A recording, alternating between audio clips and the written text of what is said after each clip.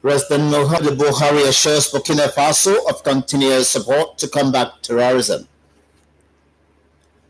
Ministry of Humanitarian Affairs pays NPAR beneficiaries October-November allowances. Motorists in Ogun, petroleum products marketers commend federal government's proactive step in ensuring steady supply of petrol.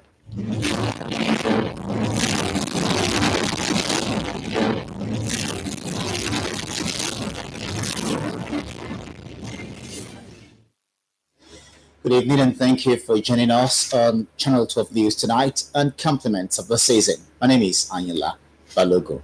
Now the news.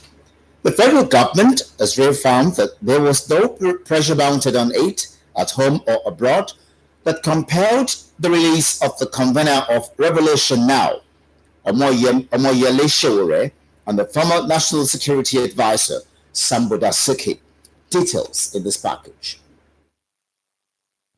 The Attorney General of the Federation and Minister of Justice, Abubakar Malami, SAN, made the clarification in Abuja. Malami affirmed that the federal government released the two on compassionate grounds. The Attorney General of the Federation and Minister of Justice maintained that the only reason for the release of Omoyele Sowore and Sambo Dasuki revolved around the government's commitment to the rule of law, obedience to court orders, and compassionate grounds. Malami SAN pointed out that as far as the law is concerned, in relation to the Nigerian justice system, one has multiple options after a court has ruled on a matter. These options, according to the minister, include the right to appeal the said ruling, the right to ask the same court that issued an order to vary or review the terms of the order, as well as the right to request for stay of execution of the order, pending the hearing and determination of an appeal in that matter. Malami denied the claim that his office has received any formal communication from any American senator on the matter, and that the discussion during the visit of the American ambassador to Nigeria at the event of the submission of letter of credence were not in any way connected to the accused persons. On Sheikh Ibrahim El-Zazaki, the minister said the federal government does not interfere with the cases that are being prosecuted by state governments. In a related development, the Federal High Court sitting in Lagos recently convicted the former governor of Abia State and chief whip of the Senate, Orji Uzor Kalu, and is currently serving a 12-year prison term, as handed down by the court at the Kirikiri Correctional Facility in Lagos. Now, what is the position of the law as a member of the Senate now convicted? Dele Atumbi of our judiciary desk provide answers to these questions. The 1999 Constitution under Section 308 grants immunity to the President, Vice President, governors, and their deputies from criminal prosecution. However, members of the National Assembly are not exempted from criminal prosecution while in office. One of the prerequisites for eligibility for aspiring for the position of office in the National Assembly is that one must not have been an ex-convict. However, if the aspirant to the office is standing trial for an offense bordering on fraud and dishonesty and has been convicted as long as he has exercised his right of appeal by challenging his conviction at the Court of Appeal, his eligibility to stand for election is, however, not vitiated. The Constitution has provided under Section 66 that if somebody has been convicted for commercial misconduct, he is not qualified. However, if he has an appeal pending, there will be no disqualification. But now, he is still a member until the period within which he should appeal to the Court of Appeal would have lapsed, or the appeal would have been determined. The 1999 Constitution, as amended, further envisages that an elected officer is subject to the rule of law. This was provided for under Section 68, subsection 1b of the Constitution. Flowing from the Constitution, what happens to the seat of a parliamentarian that is convicted, as in the case of Joshua Dariye, a member of the 8th Senate, and recently the former governor of Abia State, Orji Uzor Kalu, who is the chief whip of the 9th Senate. So once he files an appeal he will remain a member of the National Assembly until the appeal is determined. If you are in the parliament and you are on appeal, it does mean that Section 68 B or thereabout will not be applicable. The lacuna created by the absence of the parliamentarian voted by its people to represent their interests and expected to meet the mandatory one-third sitting obligation needs to be attended to. Therefore, can a convicted parliamentarian still discharge these constitutional duties while serving a prison term in a correctional service facility? When a senator is convicted and sent to prison, and the amount of time he will be spending in prison is such that will affect his tenure, either largely in saying this is going to come for like 2-3 years, or maybe even half of those. People deserve effective representation. For me, at that point, if the sentence and the jail term is long enough to emasculate effective representation, which is the intent of being a senator, then that senator should automatically lose his seat. This is the final arbiter on this matter. If this court upholds the decision of the trial court after its appeal at the appellate court, in line with Section 68B of the 1999 Constitution as amended, Orji Uzor Kalu automatically loses his seat as a senator.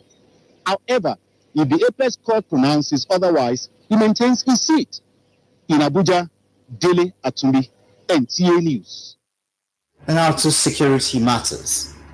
The Chief of the Air Staff has commended personnel of the Nigerian Air Force for maintaining cordial civil-military relations when defending the nation's territorial integrity.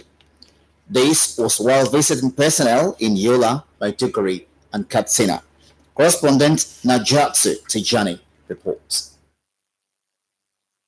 Known for defending the territorial integrity of Nigeria, the personnel of the Nigerian Air Force have taken a moment from their duties to celebrate the Yuletide with members of various host communities. In Yola, Adamawa State, personnel dined on various delicacies while being entertained by local dance troops.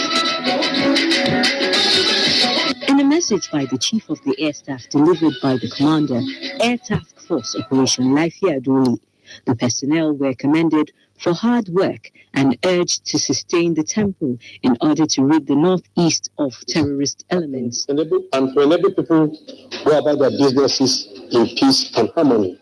It is with your support that the administration have been able to live up to the expectations of its citizens. The ambience was similar in Maiduguri, Borno State, where the Air Task Force of Operation Lafiya Dole is waging a sustained onslaught against terrorists. The Chief of the Air Staff, in a message delivered by the Chief of Training and Operations, urged the officers and men not to relent in the fight against the non-state actors. Conducting now, we expect them to redouble their efforts so that we can bring this operation or the war to an end. Meanwhile, in Katsina State, hosting the 213 Forward Operations Base and the Quick Response Wing, officers and men kicked off their boots to enjoy various local delicacies and entertainment by a local dance troupe. The Chief of the Air Staff, in a message delivered by the Air Officer Commanding Special Operations Command, commended the personnel for maintaining cordial civil-military relations and adhering to the rules of engagement while defending the territorial integrity of the nation. This level of efficiency in combat service delivery while being away from the weapons during festive seasons such as this clearly demonstrates the patriotic act of business service before self. The Christmas lunch for personnel is a tradition held in recognition of the sacrifice made by personnel across the country. And after lunch, it will be back to work, defending the nation as usual. Naja'atu Tijani, NTA News. And now to oil and gas sector. Nigeria is one of the largest suppliers of natural gas. However, our inability to properly explore the gift of nature remains the bane of the economy. Lekon Agbonde in this report takes a look at the economic potentials inherent in natural gas.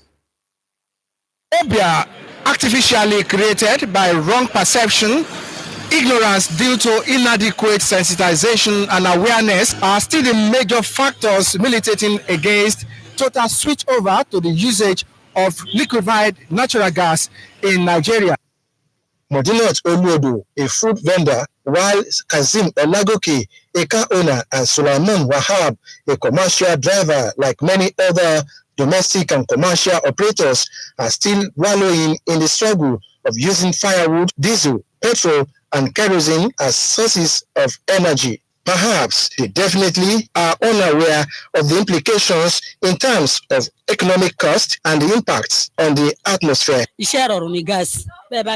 Though gas is easy to use, yet it is still expensive. The way we're brought up, anything gas sounds like explosion.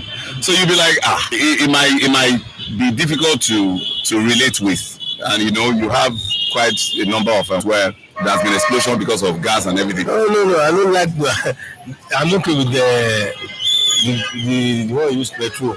So that gas. Energy experts are now taking the campaign to the next level by making concerted efforts to educate, inform, and sensitize Nigerians on the advantage and opportunities inherent in domestic and industrial application of natural gas. We use natural gas. It's cleaner. It's all part of the Sustainable Development program, and it's also reducing carbon emission. It's making our environment cleaner. Our health, it's improving our health. There are so many advantages in ensuring that yes, we switch on to gas, instead of all the polluting fossil fuels. Some of the vehicles we're using are already running on compressed natural gas. And I can tell you that it's about 50% more cost effective than running on gasoline, which is popularly known as petrol. Have a stove until you put it on and a grind. It won't cause fire now. You understand? So it is a controlled process.